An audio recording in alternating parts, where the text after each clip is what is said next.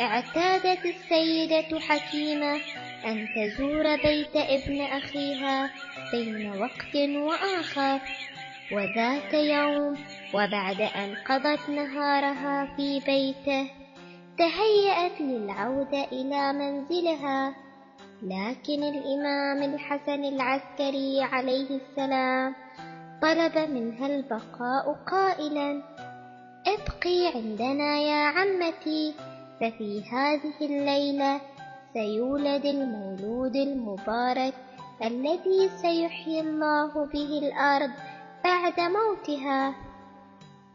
التفتت عمته يمنة ويسرى وتساءلت: من ستلد هذه الليلة يا بني؟ فجاب الإمام عليه السلام: نرجس يا عمه.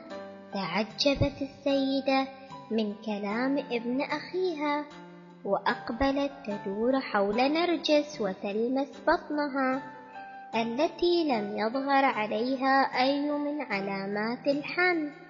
تساءلت السيدة مرة أخرى: ولكن لست أرى فيها أي أثر للحمل. أجاب الإمام: هو ما أقول لك يا عمه، الليلة عند الفجر ستظهر عليها علامات الحمل، ولن يطل الصباح إلا ووعد الله قد تحقق، وتلد خليفته الموعود. استلقت السيدة في فراشها بالقرب من نرجس تفكر بكلام ابن أخيها، وما لبثت أن غفت غفوة قصيرة استيقظت بعدها وقامت للصلاة كما اعتادت أن تفعل كل ليلة.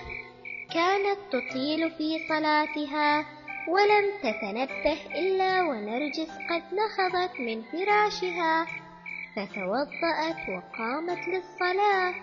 كان الفجر يقترب، وبدأت السيدة تفكر فيما قاله لها الإمام، فتساءلت: ها هو الفجر يقترب ونرجس قائمة تصلي ولم يظهر عليها ما يدل على حملها.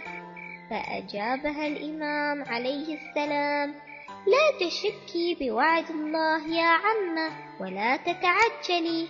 وما أن أنهى كلامه حتى لاحظت السيدة اضطراب نرجس التي مسكت جانبها وأخذت تتوجع، فركضت إليها حضنتها وضمتها إلى صدرها وصاحت وهي ترتجف فزعة: لقد ظهر ما أخبرتني به يا مولاي.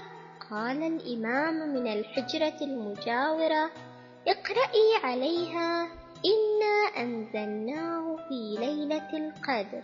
قادت السيدة نرجس ووضعتها على السرير وجلست أمامها. في تلك اللحظة شعرت السيدة حكيمة بشيء غريب، كأن حجاب قد وضع بينها وبين نرجس فلم تعد تراها.